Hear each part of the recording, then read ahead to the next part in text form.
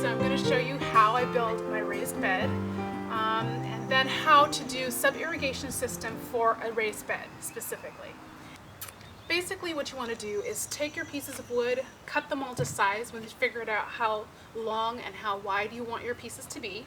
And mine are 3 feet by 1 foot. And then I took my 2 3-feet pieces of wood and basically I attached them together by these 1.5 inch by 1/2 inch pieces of wood here.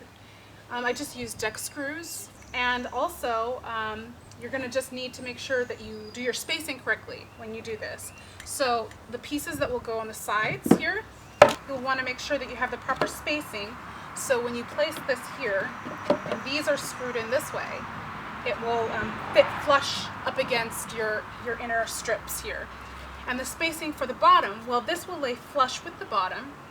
However, you want to make sure that you have enough space for the slats that will go at the very bottom of your bed. So you have the space here that will accommodate that. And that's pretty much it. Once you screw these pieces in, you'll go ahead, take your 2 side panels here and here. You'll pre-drill your holes, screw that portion in, do the same on the other side, and then put your mirror piece just like this, because remember you're going to have 2 pieces that you created like this for the front and the back.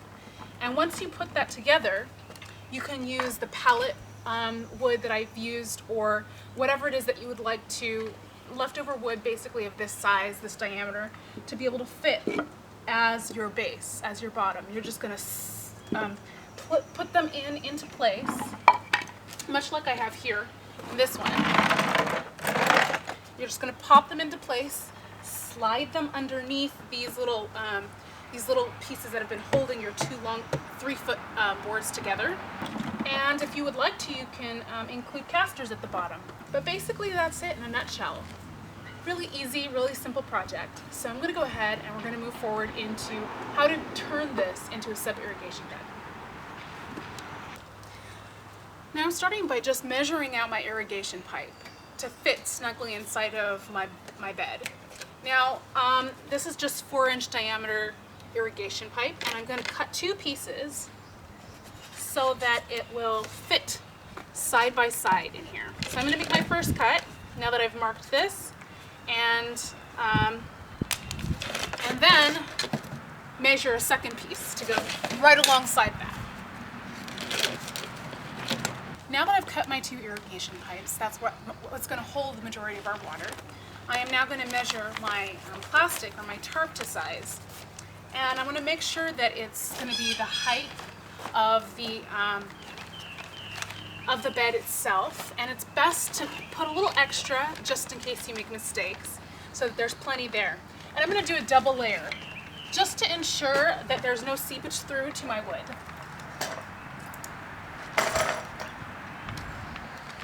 Okay, we're going to open up our plastic and just carefully tuck it down inside,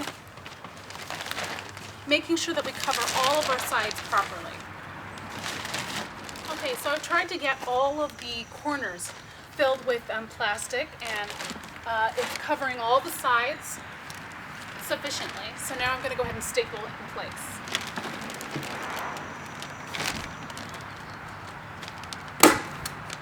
Once you've stapled that down, you can trim some of the excess off of it and then flip that back over on the inside.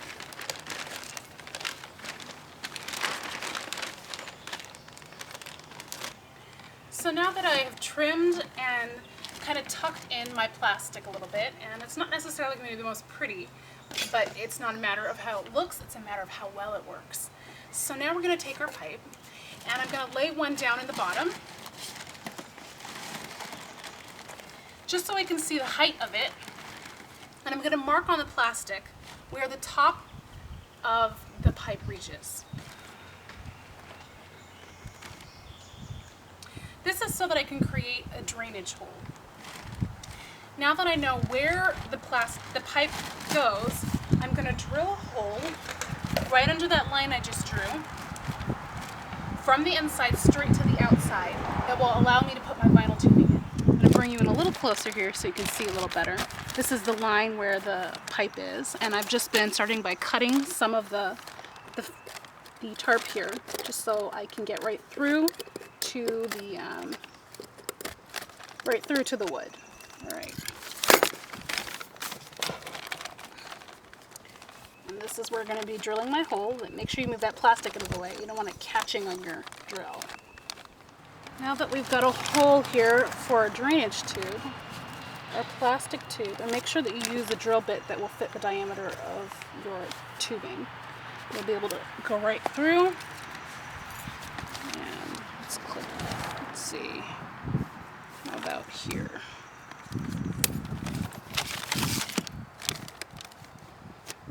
And this will create drainage right at the height of where the pipe will hit.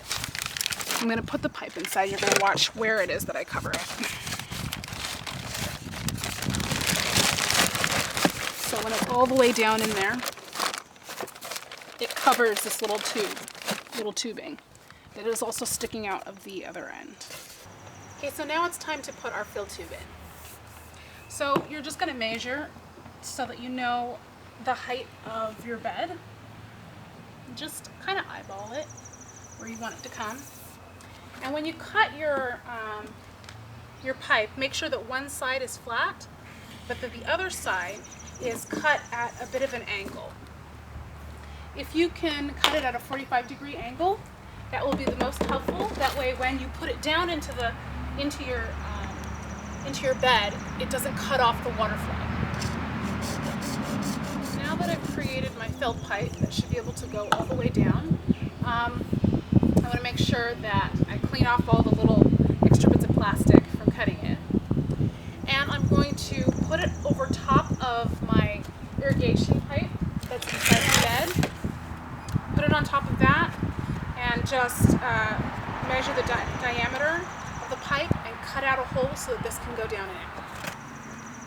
And now it's time to put my soil in. So I'm going to cap this just to make sure no soil accidentally drops into my fill tube. And I'm going to use topsoil. I'm going to press down as firmly as I can around the edges, because the topsoil is going to cause that wicking agent where it draws the water from the holes in your irrigation pipes right up to your garden soil. Make sure you really take the time to pack that topsoil in really well, because again, it's not only going to be the wicking agent between the tube itself and the water that's being stored in it up through the soil into your garden soil where your plants are, but it's also going to help wick that water from one pipe to the next pipe. You notice that we didn't have to create any kind of a connection tube or anything like that, and that's because the holes in it will draw the water, and the second pipe will act kind of as a reserve tube.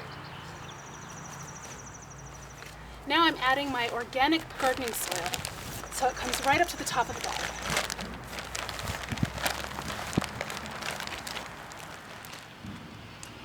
Now that I have my organic gardening soil in here, it's ready for plants. That's pretty much all there is to the process. When you're ready to fill your beds up, all you'll do is uncap your tube here, put your hose over top, and when you see that water starts to come out of your drain pipe, your drain vinyl tubing, then you'll know that it's full. Because remember, the placement of this is at the very top portion of where that pipe falls.